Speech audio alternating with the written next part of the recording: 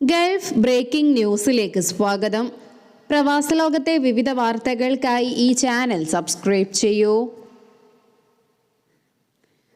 യുഎഇയിലെ ഏറ്റവും പുതിയ കാലാവസ്ഥാ മാറ്റങ്ങൾ ദേശീയ കാലാവസ്ഥാ കേന്ദ്രം പുറത്തുവിട്ടു. ഏറ്റവും പുതിയ പ്രവചനമനുസരിച്ച് ജനുവരി 2 യുഎഇയിലെ ചില ഭാഗങ്ങളിൽ മഴയ്ക്ക് സാധ്യതയുണ്ട്. ചില വടക്കൻ കിഴക്കൻ തീരപ്രദേശങ്ങളിൽ ഭാഗികമായി മേഘാവൃതമായിരിക്കുമെന്നും പ്രതീക്ഷിക്കുന്നു. മഴ പെയ്യാനും താപനിലയിൽ കാര്യമായ കുറവുണ്ടാകാനും സാധ്യതയുള്ളതായും കാലാവസ്ഥാ കേന്ദ്രം അറിയിച്ചു. അതേസമയം യുഎഇയുടെ ചില ഭാഗങ്ങൾ മഴയും തണുപ്പും കൊണ്ടാണ് പുതുവർഷത്തെ വരവേറ്റത്. ദുബൈ, ഷാർജ, ഉമ്മുൽ ഖുവൈൻ എന്നിവിടങ്ങളിലാണ് ഇന്നലെ നേരിയ തോതിലുള്ളതോ മിതമായതോ ആയ മഴ രേഖപ്പെടുത്തിയത്. എന്നാൽ ഇന്ന് കടലിൽ മിതമായതോ സജീവമായതോ ചിലപ്പോൾ ശക്തമായതോ ആയ കാറ്റായിരിക്കും വീശുന്നത്. ഇത് കരയിൽ പൊടിപടലങ്ങൾക്ക് കാരണമാകും. മണിക്കൂറിൽ 15 മുതൽ 45 കിലോമീറ്റർ വേഗതയിൽ അടിക്കുന്ന കാറ്റിന്റെ ദിശ വടക്ക് പടിഞ്ഞാറ് ഭാഗത്തായിരിക്കും. അറേബ്യൻ ഗൾഫിലെ തിരമാലകൾ വളരെ പ്രക്ഷുബ്ധവുമായിരിക്കുമെന്നും ഒമാൻ കടലിൽ അവ കൂടുതൽ പ്രക്ഷുബ്ധമാകാൻ സാധ്യതയുണ്ടെന്ന മുന്നറിയിപ്പുമുണ്ട്. കുവൈറ്റ് ആരോഗ്യ മന്ത്രാലയം 2025 ജനുവരി 5 മുതൽ തങ്ങളുടെ ജീവനക്കാർക്ക് ഹാജർ രേഖപ്പെടുത്തുന്നതിന് സ്മാർട്ട് ഫിംഗർ പ്രിന്റ് സംവിധാനം കൊണ്ടുവരുന്നു.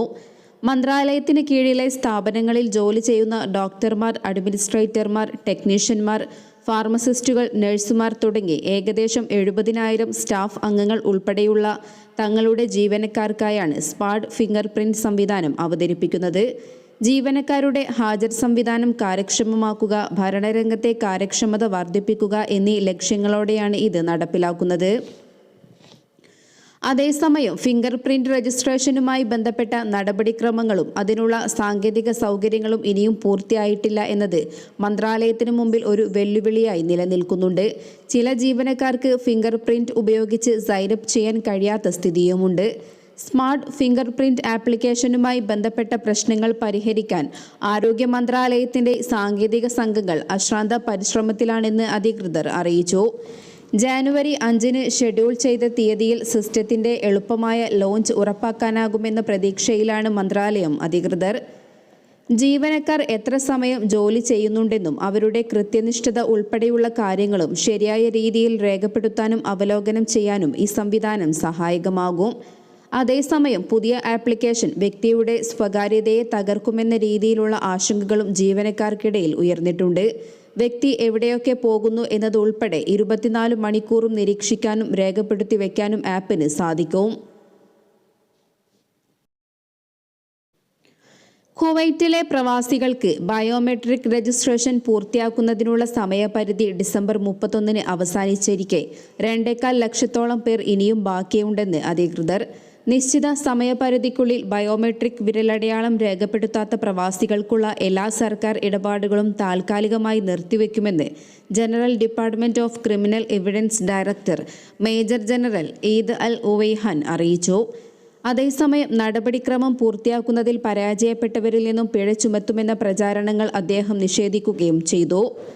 റെസിഡൻസ് പെർമിറ്റ് പുതുക്കുന്നത് ഉൾപ്പെടെയുള്ള റെസിഡൻസി സേവനങ്ങൾ തടസ്സപ്പെടും. അതുപോലെ ബാങ്ക് അക്കൗണ്ടുകൾ മരവിപ്പിക്കുന്നത് ഉൾപ്പെടെയുള്ള നടപടികളും തുടർന്നുണ്ടാകും. കുവൈറ്റിൽ താമസിക്കുന്ന 76% പ്രവാസികളും ബയോമെട്രിക് വിരലടയാള പ്രക്രിയ പൂർത്തിയാക്കിയതായി അൽ അക്ബർ ചാനലിൽ നൽകിയ അഭിമുഖത്തിൽ മേജർ പറഞ്ഞു. അവസാന ദിവസം ബയോമെട്രിക് നടപടിക്രമങ്ങൾ പൂർത്തിയാക്കാൻ ആഗ്രഹിക്കുന്ന പൗരന്മാരെയും താമസക്കാരെയും ഉൾക്കൊള്ളുന്നതിനായി രാവിലെ 8 മണി മുതൽ രാത്രി 8 മണി വരെ 8 രജിസ്ട്രേഷൻ കേന്ദ്രങ്ങൾ തുറന്നു പ്രവർത്തിച്ചതായും അദ്ദേഹം വ്യക്തമാക്കി. ലൈസൻസ് ഇല്ലാതെ പ്രവർത്തിക്കുന്ന ടൂറിസം, ഹോസ്പിറ്റാലിറ്റി സ്ഥാപനങ്ങൾക്ക് മുന്നറിയിപ്പുമായി സൗദി ഭരണകൂടം. അത്തരം സ്ഥാപനങ്ങൾക്കെതിരെ 10 ലക്ഷം റിയാൽ വരെ പിഴ ചുമത്തുമെന്ന് അധികൃതർ മുന്നറിയിപ്പ് നൽകി.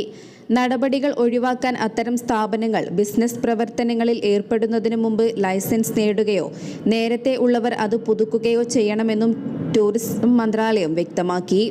തെറ്റ് ചെയ്യുന്ന സ്ഥാപനങ്ങൾക്കെതിരെ 10 ലക്ഷം റിയാൽ വരെ പിഴയ്ക്ക് പുറമെ സ്ഥാപനങ്ങൾ അടച്ചുപൂട്ടൽ ഉൾപ്പെടെയുള്ള നടപടികൾ സ്വീകരിക്കുമെന്നും അധികൃതർ കൂട്ടിച്ചേർത്തു. നിയമലംഘകരുടെ പേരുകൾ പ്രാദേശിക മാധ്യമങ്ങളിൽ അവരുടെ ചെലവിൽ പരസ്യപ്പെടുത്തുകയും ചെയ്യും.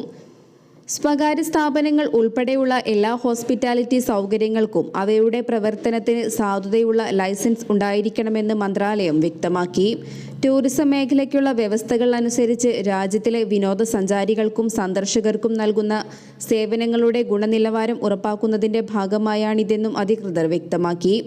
ലൈസൻസുകളോ പ്രവർത്തനാനുമതികളോ ഇല്ലാതെ പ്രാദേശിക അന്തർദേശീയ ബുക്കിംഗ് പ്ലാറ്റ്ഫോമുകളിലും സാമൂഹിക മാധ്യമ പ്ലാറ്റ്ഫോമുകളിലും ഹോട്ടൽ മുറികൾ, വില്ലകൾ, റെസ്റ്റ് റൂമുകൾ, റെസ്റ്റോറന്റുകൾ തുടങ്ങി തങ്ങളുടെ സേവനങ്ങൾ വിപണനം ചെയ്യുന്ന ചില ഹോസ്പിറ്റാലിറ്റി സൗകര്യങ്ങളുടെ നിയമലംഘനങ്ങൾ മന്ത്രാലയം കണ്ടെത്തിയതിനെ തുടർന്നാണ് ശക്തമായ നടപടികളെക്കുറിച്ച് അധികൃതർ മുന്നറിയിപ്പ് നൽകിയിരിക്കുന്നത്. ഇതേ തുടർന്ന് എല്ലാ ട്രാവൽ ടൂറിസം സേവനദാതാക്കളോടും പ്രാദേശിക അന്തർദേശീയ ബുക്കിംഗ് പ്ലാറ്റ്ഫോമുകളോടും അവരുടെ ഹോസ്പിറ്റാലിറ്റി സേവനങ്ങളുടെ പട്ടികയിൽ നിന്നും ലൈസൻസ് ഇല്ലാത്തതോ അനധികൃതമോ ആയ സൗകര്യങ്ങൾ ഉടനടി നീക്കം ചെയ്യാൻ മന്ത്രാലയം നിർദ്ദേശം നൽകിയിട്ടുണ്ട്. പുതിയ വർഷാരംഭം മുതൽ കുവൈത്തിൽ മൊബൈൽ കാർട്ടുകളിലുള്ള വഴിയോര ഐസ്ക്രീം വിൽപ്പന നിർത്തലാക്കുമെന്ന റിപ്പോർട്ട്. കുവൈറ്റ് മുനിസിപ്പാലിറ്റി വൃത്തങ്ങളെ ഉദ്ധരിച്ച് പ്രാദേശിക മാധ്യമങ്ങളാണ് ഇക്കാര്യം റിപ്പോർട്ട് ചെയ്തത്.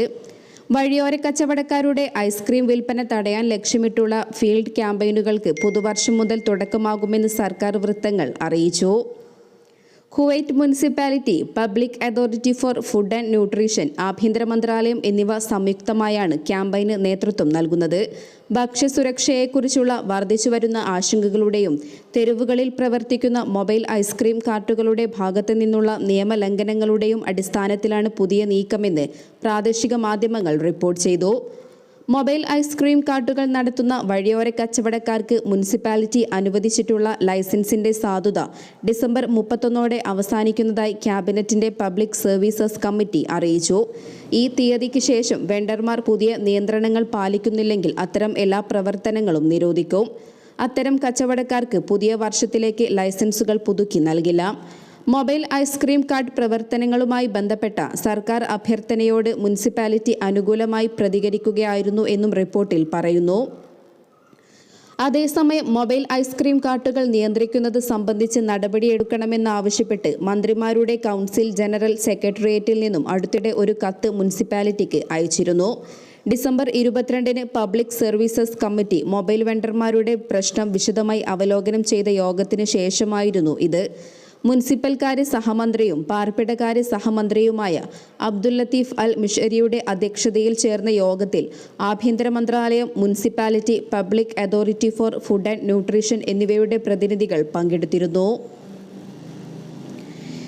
ഇതോടെ ഇന്നത്തെ വാർത്തകൾ അവസാനിക്കുന്നു. പുതിയ വാർത്തകളുമായി വീണ്ടും കാണുന്നതുവരെ നന്ദി, നമസ്കാരം.